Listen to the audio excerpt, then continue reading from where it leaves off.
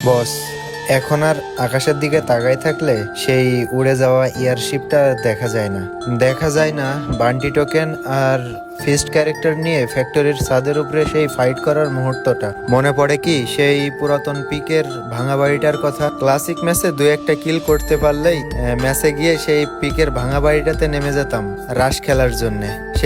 সেখানে নামতাম তো চারজনই, কিন্তু বেঁচে থাকতো মাত্র একজন, তিনজন তো প্রথমেই মারা যেত।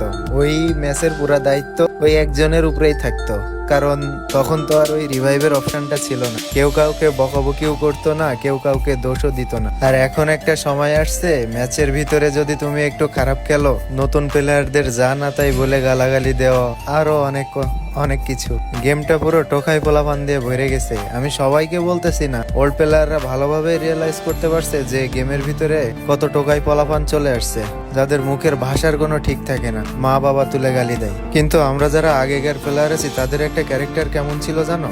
যে গেমের ভিতরে ওয়াল মারতে পারতো না, সে কি করতো, ওই ম্যাচে যে সব থেকে ভালো খেলতো বা ভালো ওয়াল মেরে কভার নিয়ে খেলতে পারতো, সেই সব ওয়াল গুলো সেই ফ্রেন্ডকে দিয়ে দিত, যাতে সে একটু প্লাস করে দিতে পারে বা ম্যাচটাতে যাতে মাইনাস না খায়। সে একটু ভালো খেলে যাতে ম্যাচটা একটা ভালো পজিশনে নিতে পারে। কিন্তু এখনকার সময় তো আর এটা দেখা যায় না ভাই। এই ইউনিটিটা এই গেমের ভিতরে আর নাই। যে যার মতো খেলে না, গেমের ভিতরে সেই গেমটা না খেললেও ঘন্টার পর ঘন্টা গ্রুপে বসে কেউ আর কখনো কথা বলে না। এখনকার সময় তো মাইক অন করতেই দেখা যায় না লোকজনকে, যে মাইক অন করে একটু ভালো মন্দ জিজ্ঞাসা করবে। মাইক তখনই অন হয় কখন জানো ভাই? যখন তুমি খারাপ খেলবা, তখন এটা সেটা বলে গালি দেওয়া শুরু করবে, আরো কত কিছু।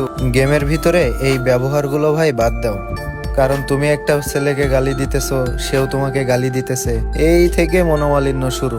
আর এত কন্ট্রোভার্সি কিসের জন্য ভাই? নিজেদের ভিতরে সামান্য একটা গেম নিয়ে কেন খারাপ ব্যবহার করবা, কেন গালি দিবা? সামান্য গেমই তো। আর একটা প্লেয়ার কখনো জেনে বুঝে খারাপ খেলে না। হয়তো তার নেটের সমস্যা থাকে একটু, অথবা এমন একটা জায়গায় বসে খেলতেছে সে পরিস্থিতি বা পরিবেশ গেমটা খেলার জন্য না, হয়তো বা তার হাতের যে মোবাইলটা আছে সে মোবাইলটা হয়তো অনেক বেশি ল্যাগ করে। সবকিছু বুঝে তারপর একটা কথা বলতে হবে একটা মানুষকে। মানুষের মনে কষ্ট দিয়ে কি কেউ কখনো বড় হইতে পারে ভাই? আমার ভিডিওগুলো যদি ভালো লাগে ভাই, অবশ্যই আমার পেজটা ফলো করে দিবা আর আমার এই ভিডিওটা একটু শেয়ার করে দিবা।